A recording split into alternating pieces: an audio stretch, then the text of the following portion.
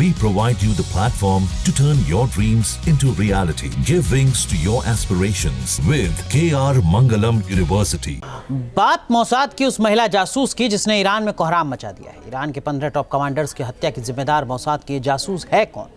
आखिर इसने इजराइल को ईरान में सबसे बड़े ऑपरेशन में कैसे मदद की? सारे सवालों का जवाब जानने के लिए ये रिपोर्ट देखिए।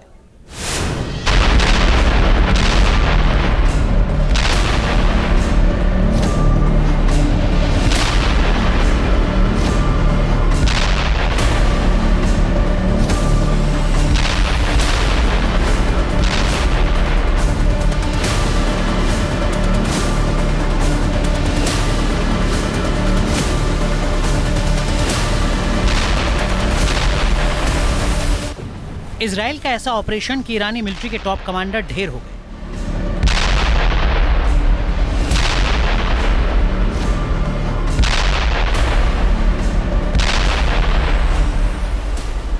इजराइल की सबसे तेज कार्रवाई में ईरान के टॉप साइंटिस्ट का खात्मा हो गया। इसके पीछे थी एक हसीना, वो हसीना जिसने ईरान में हाहाकार मचा दिया।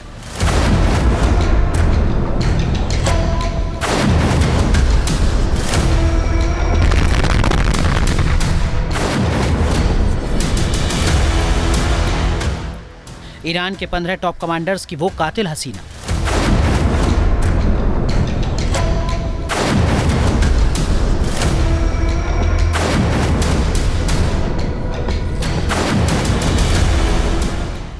तेरह जून के अटैक को कभी नहीं भूल पाएगा ईरान। जब 48 घंटे में ईरान के 15 टॉप कमांडर मारे गए। ईरान के बेहद अहम और गुप्त ठिकाने इजराइल के हमले में तबाह हो गए। युद्ध विराम के बाद अब ईरान के टॉप कमांडर्स का जनाजा निकल रहा है। 13 जून से 48 घंटे तक इजराइल के ऑपरेशन को मोसाद के सबसे बेहतरीन ऑपरेशन में से एक बताया जा रहा है। रिपोर्ट्स के मुताबिक इस ऑपरेशन की स्क्रिप्ट लिखी एक महिला ने। नाम है कैथरीन पेरेज शेकेट। बताया जा रहा है कि इस मोसाद एजेंट के इनपुट ने इजराइल के हमले में ईरान को घुटनों पर ला दिया। धर्म परिवर्तन, शादी और संग्राम की तैयारी।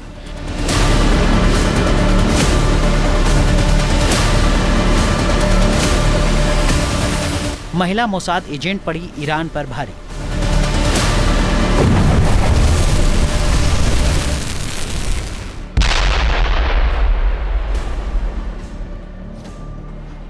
सात साल से तैयारी। 2017 में ईरान आई और पूरे मुल्क पर छा गई। वो ईरान के आयतुल्ला शासन की पोस्टर गर्ल थी। लेखों में ईरानी शासन के विचारधारा को मजबूती से रखती थी। फ्रांसीसी यहूदी महिला का इस्लाम धर्म अपनाना, ईरान के शासन के पक्ष में आक्रामक तरीके से पक्ष रखना खामनेई के अधिकारियों और सहयोगियों के लिए बड़ी जीत से कम नहीं था। लेकिन वो ईरान की हार की स्क्रिप्ट लिख रही थी।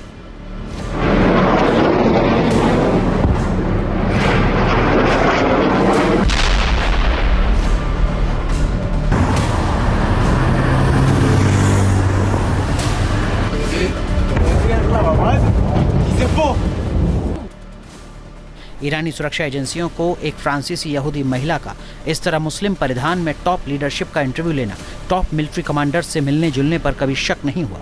लेकिन कैथरीन ने ईरान के खिलाफ सबसे बड़े गुप्त ऑपरेशन की जमीन तैयार कर ली।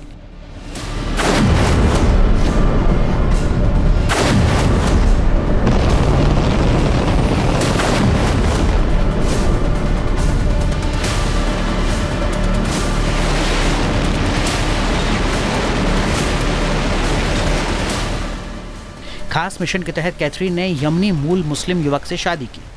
2014 में तलाक के बाद ईरान में एंट्री की योजना बनाने लगी। पत्रकार के तौर पर इंटरव्यू के जरिए ईरानी लीडरशिप से संपर्क बनाया। 2017 में ईरान के लिए रवाना हो गई। सार्वजनिक तौर पर इस्लाम धर्म अपनाया। IRGC कमांडर और मुल्क के परमाणु वैज्ञानिकों की पत्नियों और परिवारों से संपर्क बनाया।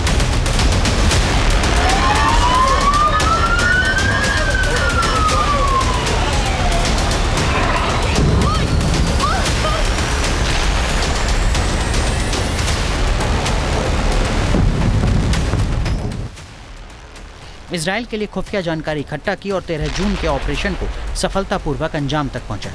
जब ईरानी खुफिया विभाग ने कड़ियां जोड़ी तो एक नाम सामने आया जो कैथरीन पेरेज शेकेट का था। इस नाम पर पड़ताल शुरू हुई तो पता चला कि तेहरान में मोसाद ने कैथरीन नाम की महिला जासूस को तैनात किया था और इस जासूस की पैठ इतनी गहरी थी कि उसने इजराइल के ऑपरेशंस को कामयाबी के शिखर पर पहुंचा दिया। ईरान में ऑपरेशन के बाद गायब हुई कैथरीन। कैथरीन अब गायब है। ईरान की खुफिया एजेंसी ने पूरे देश में उसके पोस्टर और फोटो बांटे हैं, लेकिन ना तो उसका कोई सुराग मिल रहा है और ना ही कोई आवाज।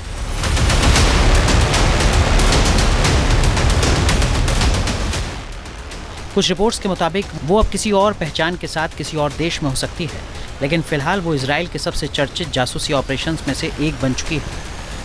मोसाद ने इजराइल में बड़े ऑपरेशन को अंजाम दिया। ईरान में मोसाद के एजेंट टारगेट पर हैं। मोसाद अभी भी जोर शोर से मिशन में जुटा है। ईरान में मोसाद का माइंड गेम। मोसाद की तरफ से ईरानी जनता को यह सलाह दी गई कि वो IRGC अधिकारियों से किनारा कर लें।